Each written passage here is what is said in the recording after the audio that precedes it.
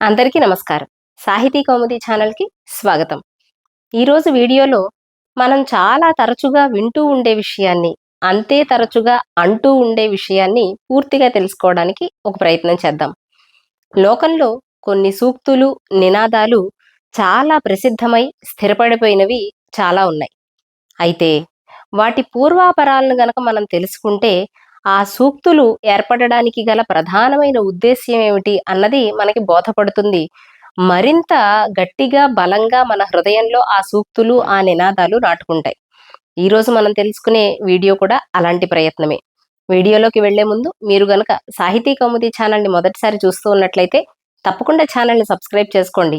వీడియోని పూర్తిగా చూడండి. నచ్చితే లైక్ చేసి షేర్ చేయండి.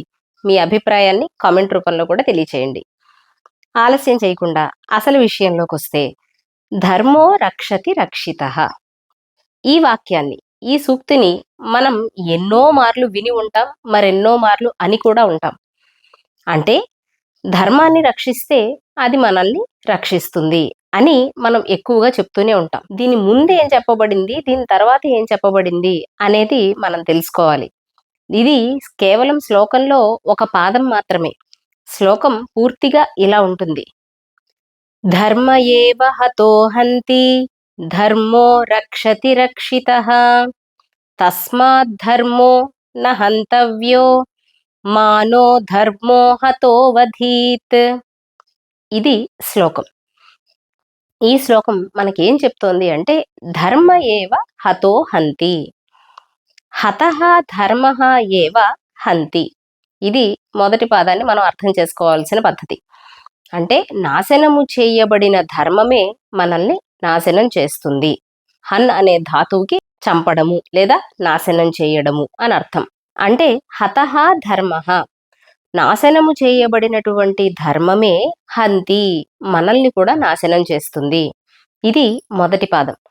రెండవ పాదం ధర్మో రక్షతి రక్షితః. రక్షితః ధర్మః రక్షతి, రక్షింపబడినటువంటి ధర్మము మనల్ని రక్షిస్తుంది. తస్మాత్ అందువలన, తస్మాత్ ధర్మో న హంతవ్యో, అందువలన ధర్మము అన్నది న హంతవ్యః, ధర్మాన్ని మనం నాశనం చెయ్యకూడదు.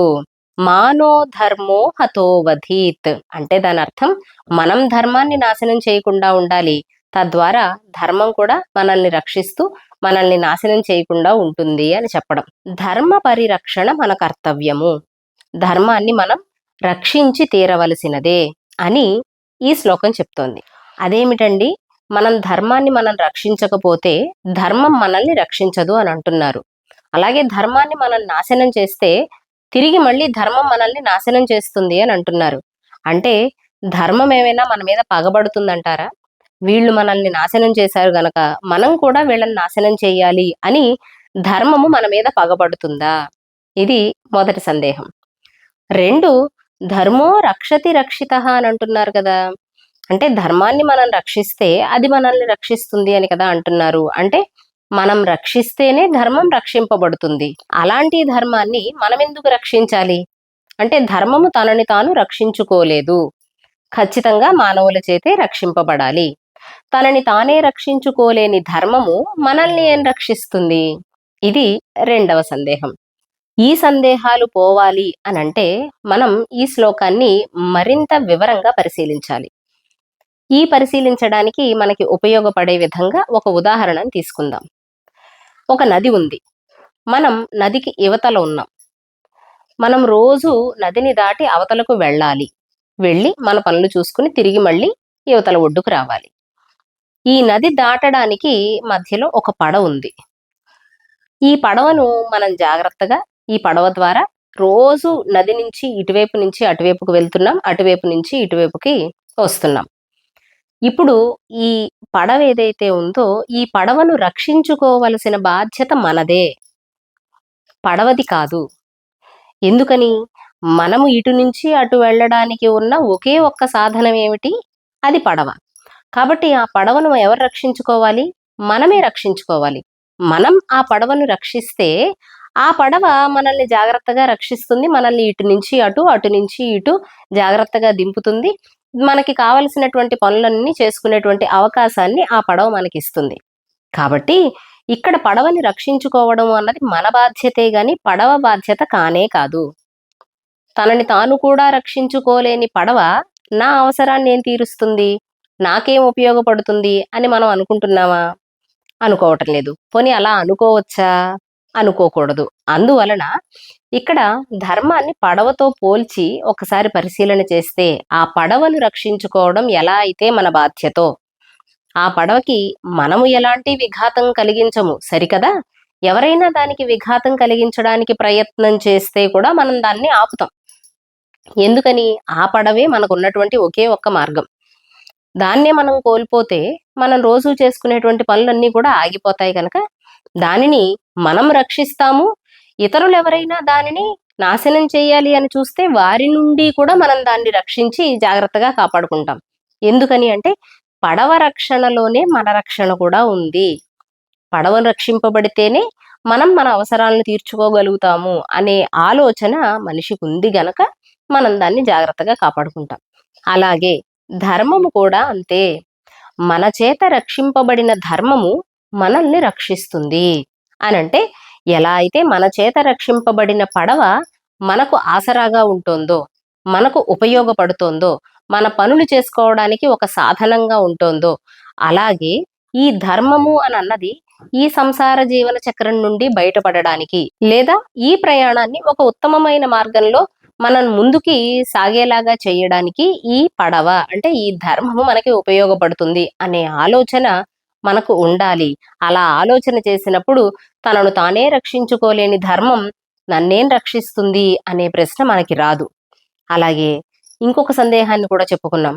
అంటే ధర్మం పగబడుతుందండి, తనని ఎవరినైతే నాశనం చేశారో వాళ్ళని ధర్మం గుర్తుపెట్టుకుని తిరిగి మళ్ళీ వారిని నాశనం చేస్తుందా అని అంటే కానే కాదు.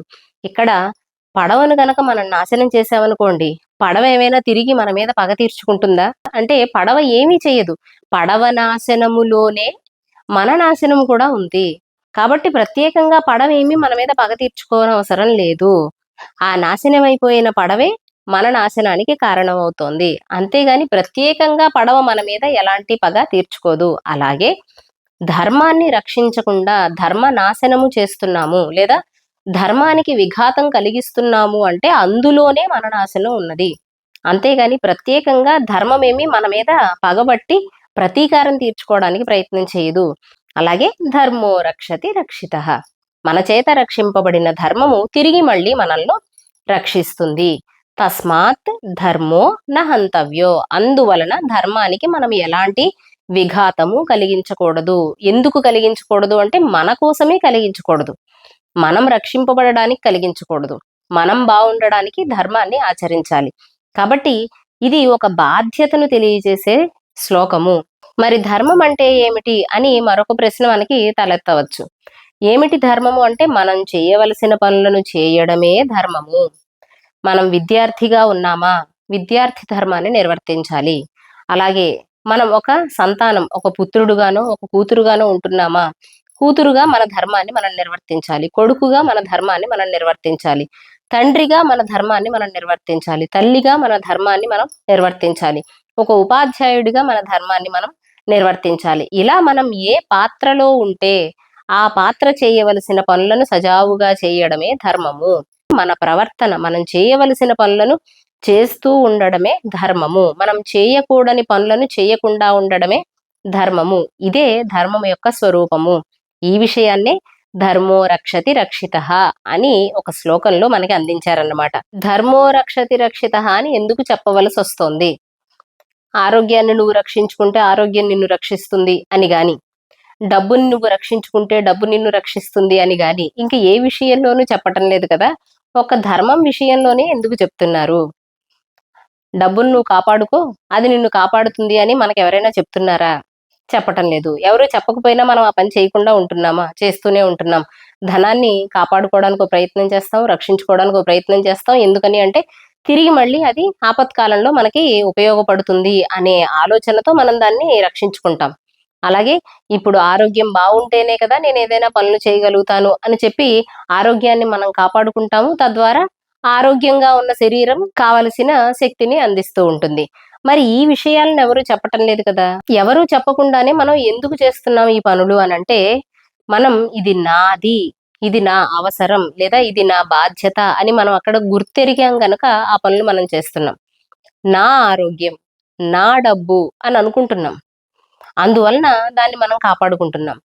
నా ధర్మం అని పూర్తిగా మనం అనుకోలేని కారణంగా ధర్మానికి విఘాతం కలిగితే తిరిగి మళ్ళీ ధర్మం మనకి ఏదైనా హాని చేస్తుందా అని గాని, తనను తానే రక్షించుకోలేని ధర్మం మనల్నేమి రక్షిస్తుంది అని గాని ఇలాంటి సందేహాలు వస్తున్నాయన్నమాట.